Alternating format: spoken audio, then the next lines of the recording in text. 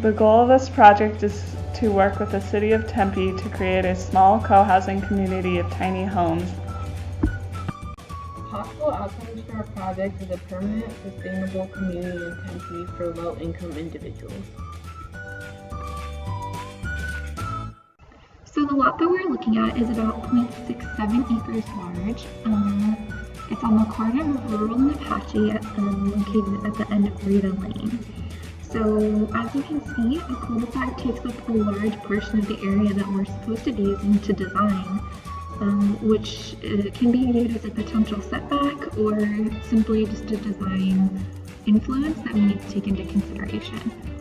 The surrounding area is a little bit dilapidated looking.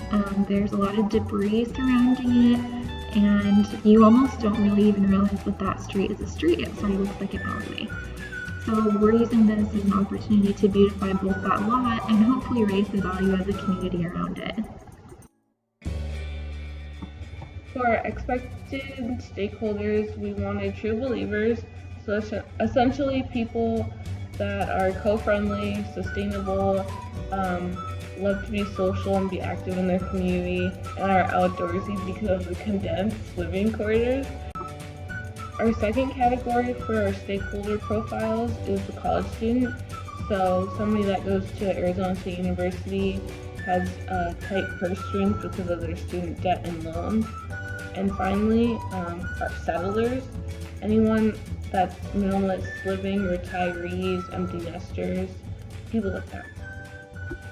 After interviewing some potential residents of this kind of neighborhood, we collected some key points that seem to really be consistent throughout. The main concerns were mostly having small but ample space to live in for each individual owner. And then the second main point was really engaging in their own local communities, which could equate to a community center, garden, living space, or any other kind of amenity. Sustainability was a major focus in the designs. One of the most important aspects of sustainable living is the solar panels. Because the community is located in an area with high amounts of year-round sun, solar panels will provide an effective way for the community to reduce its environmental footprint. Zipcars are a car-sharing service that will provide members access to cars when necessary. This service is ideal for those who do not often require a car, but must have one on certain occasions. Gray water systems recycle gently used water such as from showers and sinks in order for reuse in landscaping and gardening. This system will allow the community to cut down on water use without making agricultural sacrifices. We also plan to incorporate citrus trees in the community since they are ideal trees for the desert environment and will provide all the benefits of regular trees. As mentioned before, we are aiming for a community feel in our design, so we came up with a community center which has 2 floors. In the first floor, there's a lounge, a kitchen with appliances that are too large to fit inside each tiny home, and a few extra washing machines and dryers for laundry. And the second floor would be a multi-purpose room, so it could be used for meetings, study or quiet spaces, or rented for events. We also included a community garden so that residents can grow their own fruits and vegetables, and in one of the designs we have the homes surrounding the garden to promote interaction between residents.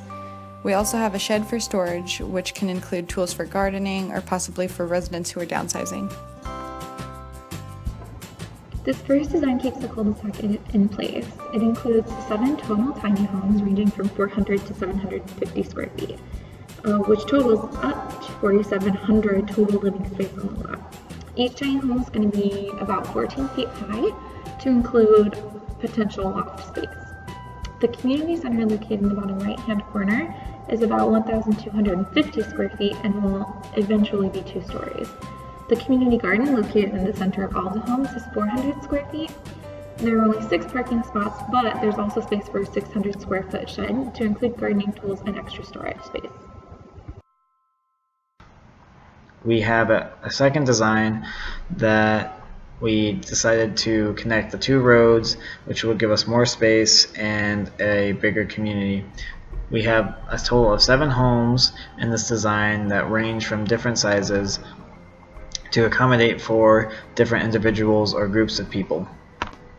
Towards the bottom middle, we have a park area that will contain a fountain, organic grass, citrus trees, and an area for a community garden. Towards the top left, we have a community center that will be 2 stories high that will contain a lounge, kitchen, and meeting rooms. For transportation, we have a parking lot area towards the top right of the design, and we have a bike rack which will be placed on the side of each home. Something to consider when connecting the roads of those neighborhoods is the neighborhood on each side of the wall. Not only would you need official city permission, but you would also need the permission of those owners on the other side. Seeing as how it has a very different visual appeal, this is something that's really hard to overlook as another potential setback to the design process. The City of Tempe requires 1 to 2 parking spaces per housing unit. In addition, these parking spaces are required to be set back 20 feet from the road. Because of the focus on a sustainable, minimalistic living, the current designs have less than the required number of parking spaces. Also, because this is a tiny homes community, the city's minimum lot area is not suitable for the current designs. In order for the housing designs to be viable, the community will have to be exempted from several zoning requirements. A very rough cost estimate of this project would be that each of the tiny houses costs about $25,000 to build. The solar panels cost $25,000 per home, and the community center would cost $130,000. So here we can see the proposed timeline for the spring 2016 semester. After meeting with City Council over this winter break, we'd like to have revised site designs by January 25th. We'll continue working on our building designs and incorporating sustainable practices and materials, and we'd like to have our feasibility study cost estimate included, done by the beginning of May.